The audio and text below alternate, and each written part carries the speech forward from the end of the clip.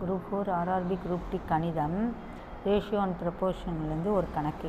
2 எண்கள் 3ஆம் எண்ணிலிருந்து முறையே 10% மற்றும் 15% குறைவாக உள்ளது எனில் அந்த இரு எண்களின் விகிதம் என்னன்னு கேட்குறாங்க. இப்போது இந்த கணக்கில் என்ன கேட்டிருக்காங்கன்னா, 2 எண்கள் 3ஆம் எண்ணிலிருந்து 10%, 15% குறைவாக இருக்குது. அந்த இரு எண்களோட விகிதம் என்னன்னு கேட்குறாங்க. இப்போ 3 எண்கள்னு எடுத்துக்கிட்டிங்கன்னா ஏபிசி.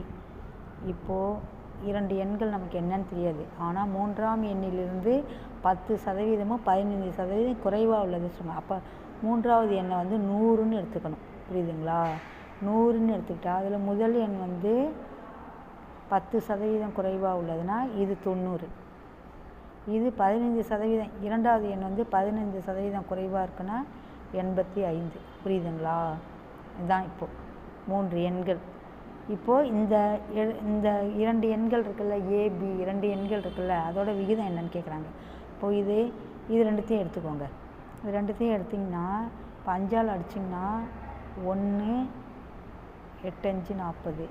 இதை 5ஆல் அடிச்சிங்கன்னா 1 7 5 30, 7 5 35. அப்போது 18:17 தான் அந்த இரு எண்களின் விகிதம். புரியுதுங்களா?